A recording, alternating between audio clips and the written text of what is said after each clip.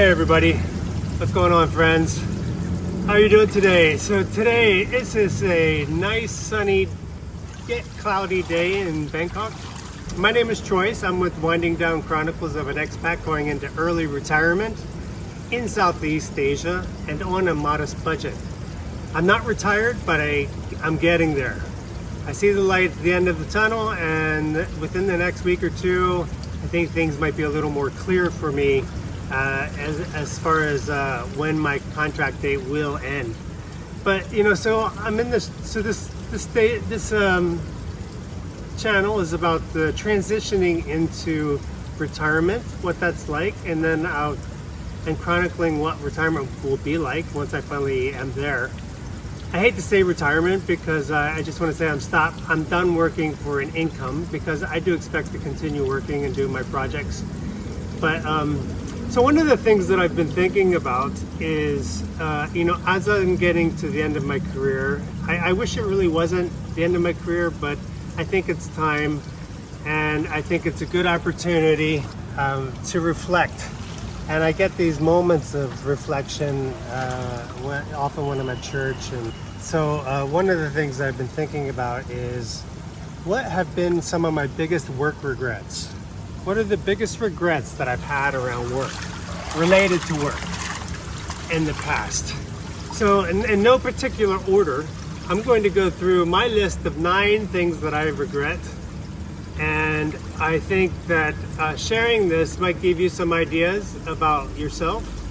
And, you know, it's just a good way to review what was your values, what you contributed to in the workforce, regardless of what your profession was. So my profession is a humanitarian worker. Been overseas for 30 years. And I've worked in more than 12 countries long term. And I've visited more than 50 countries, either touring or traveling through, or for temporary work. So, in no particular order, these are 9 things that I thought were my biggest regrets at work. So the first one is not being more courageous to speak up when something was wrong.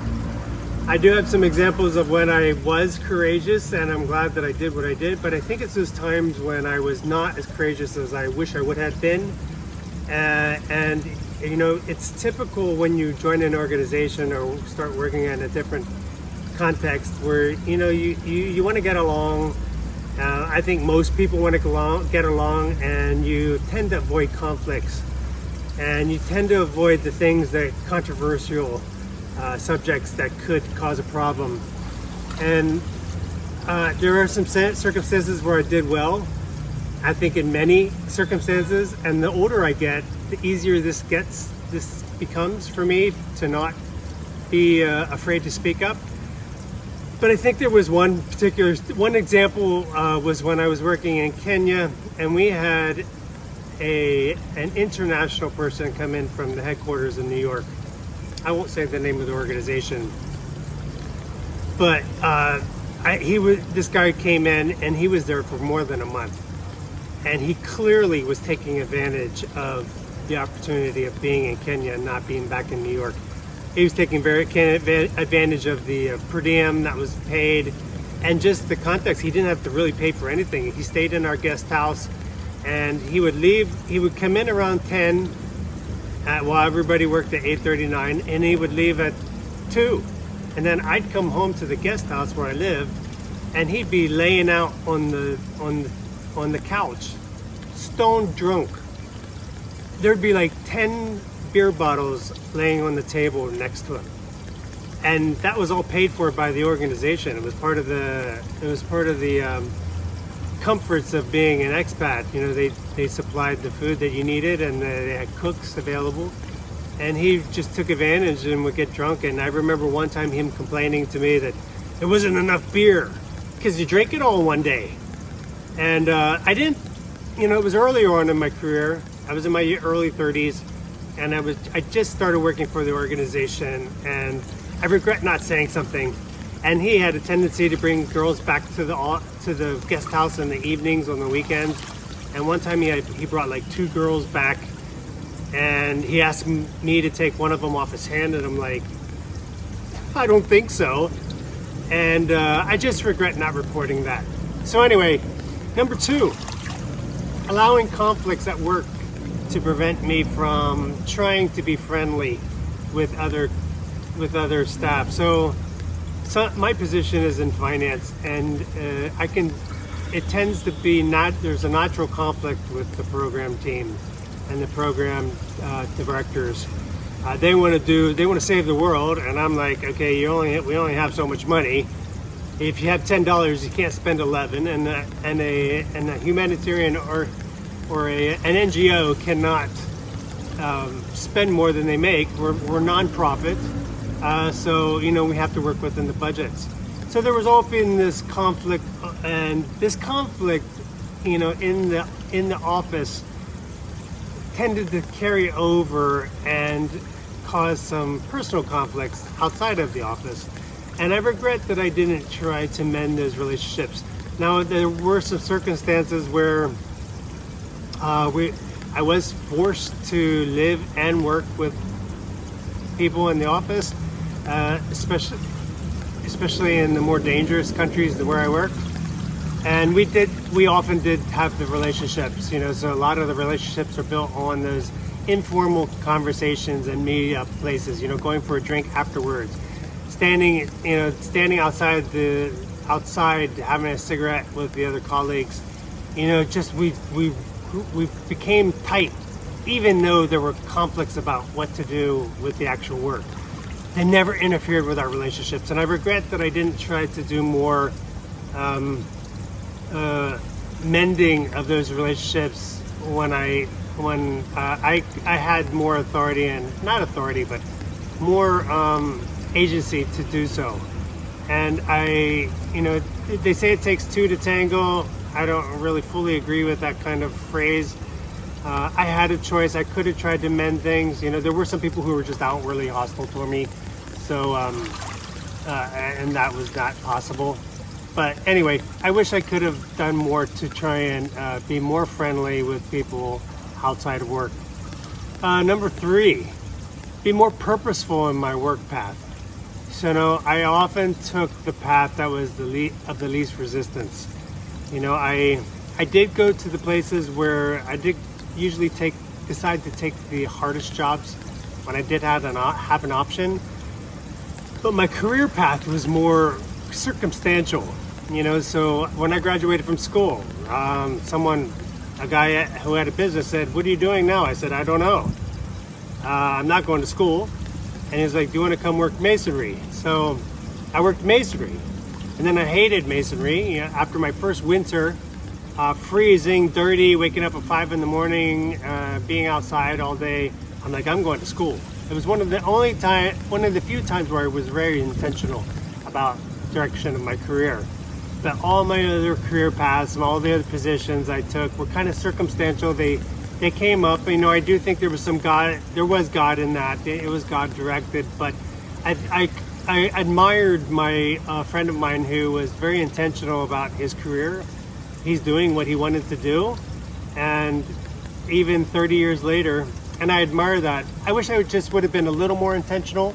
I went into accounting and finance because I was naturally good at it. It's where I excelled. I avoided all of the subjects and the things that were difficult for me. And I just wish I would have been more intentional about saying, I want to go here, I want to do this. But in the end, everything worked out well. But there's some places where I could have been better. Number 4, not focusing on developing my skills earlier on in my career.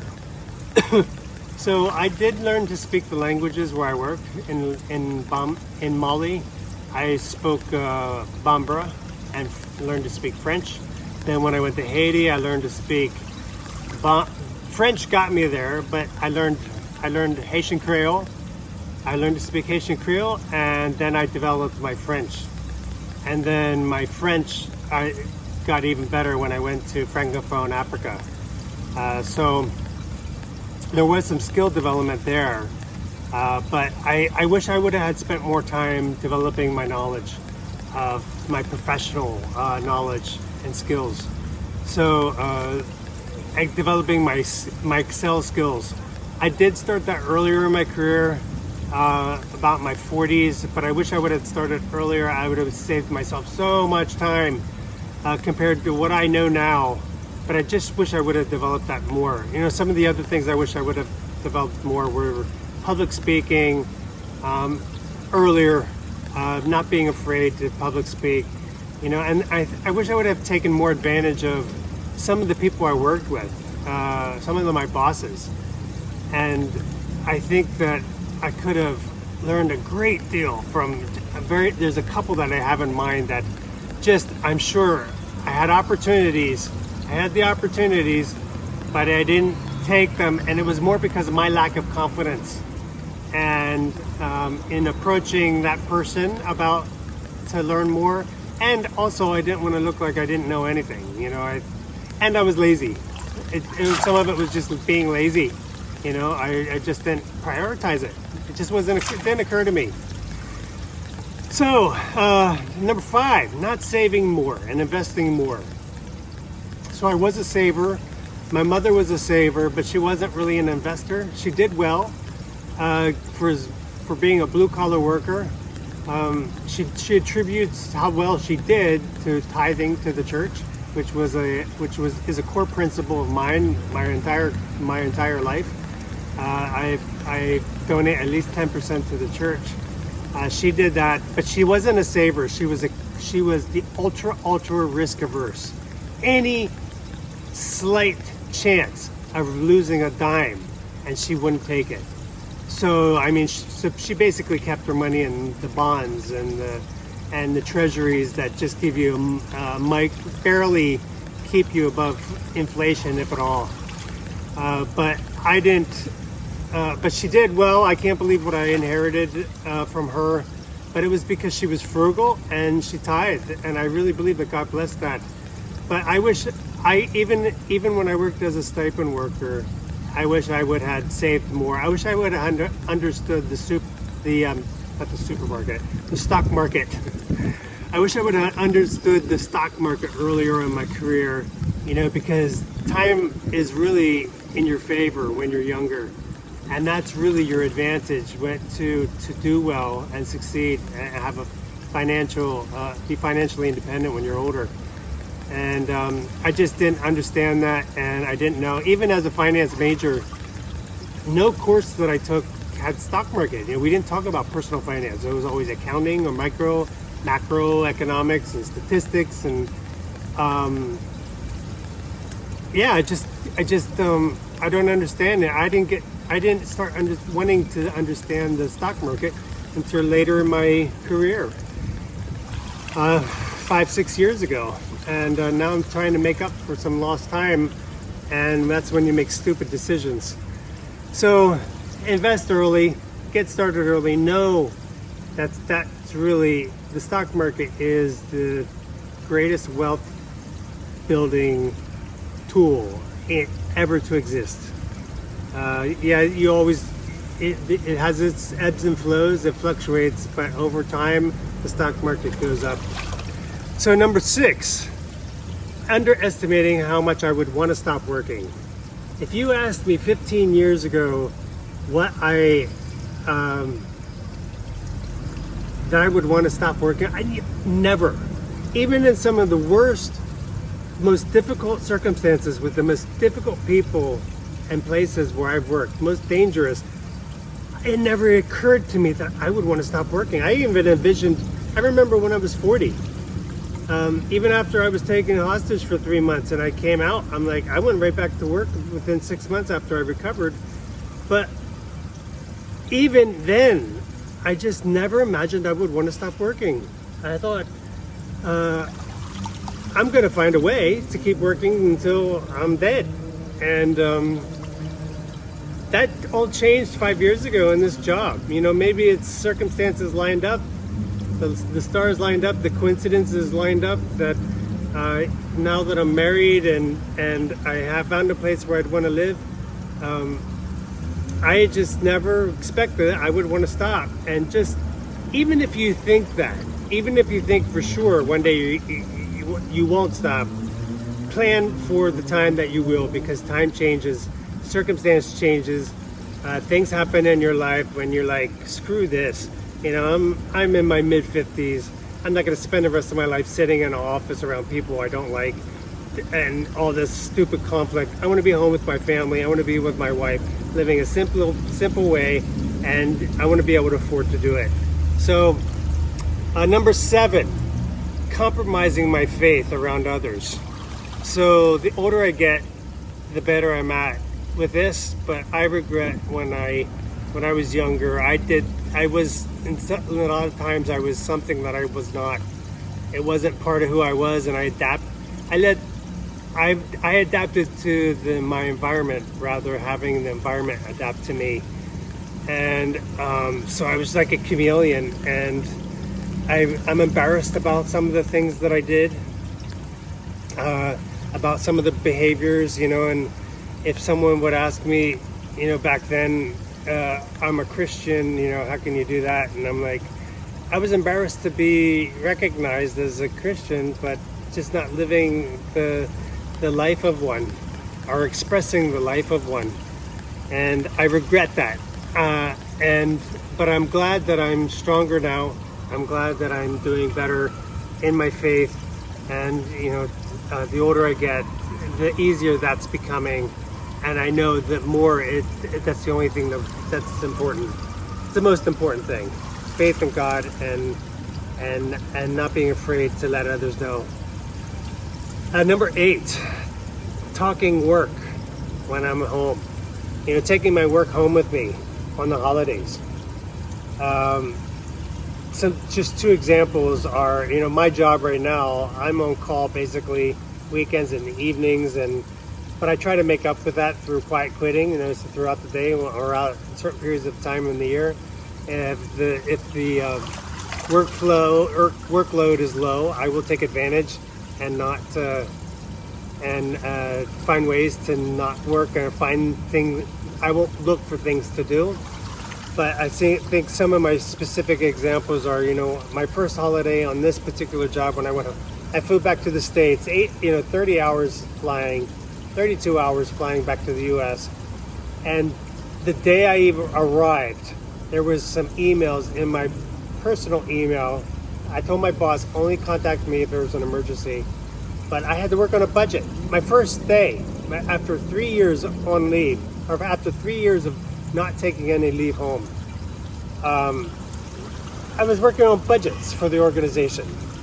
You know, granted, I was one of the only ones that could do it, but I was the only one that could do it, which is really the problem of the organization. But I took that responsibility. And probably one of the hardest things I had to do was when I went home to bury my mother. And 2 days after burying her, I had to work on quarterly reports. So I had to put my emotions and my mourning on hold to work on quarterly reports because nobody at work could do it. And I just don't want that anymore. I don't want that interfering with my life, with my personal life.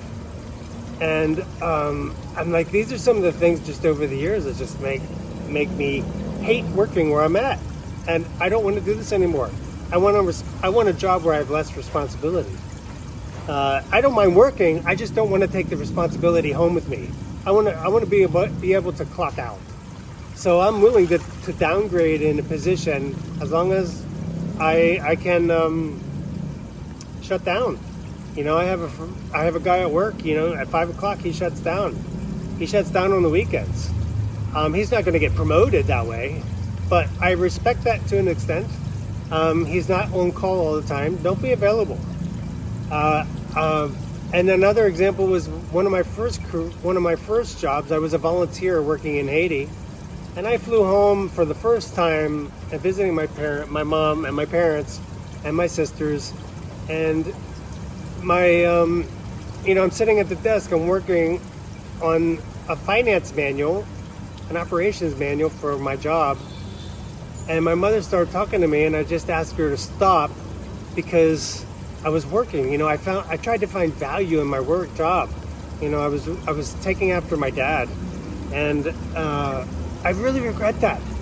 I told my boss at that time that, I just, I went home. I thought she would be proud. She's like, why are you working on your holiday? What, are you crazy? Save that for work. And I'm like, it took me a while over the years to get used to doing that, but the older I get, the more I realize. But I regret not taking the time, really shutting down on my days when I was home with my family or with my wife. I hate that the job interferes with that time that I'll never get back. So that's number 8. And number 9, again, this is not in any particular order, is the imposter syndrome. So that means if you always feel like you're not qualified, but you really are. Otherwise you wouldn't be hired for that position. So almost every position I always had, I went in with that lack of confidence, scared that I was going to be called an imposter, that I didn't be told didn't know what I was doing, or be fired, or being let go during the probation period, saying you can't do this job. This is, you deceived us. And always ended up being the exact person that they needed for the job. And it ended up being the exact thing for me to not only feel good about what I know, but to also grow. So most of my career, it's always been a step up to another higher position, more responsibility. And, that's the same in this case here. Now, within 2 to 3 years of this job, I knew what I was doing. And then even now, I can almost do it in my sleep. But it's just, I wish I would have been more, so the point is, I wish I would have been more confident about myself and my skills, and knowing that this might be a stretch, but it was a good stretch, and it's within my capacity. So there you have it. 9 ways, 9 regrets that I have over my career. This might grow longer or grow more as I reflect more and more into my transition into retirement. But let me know, what do you think? What regrets have you had from your career? What things do you wish you would have done differently? What things do you wish are you glad you did? You glad you didn't do differently? Let me know in the comments. And if you like this conversation, think about subscribing. And until the next one, take it slow.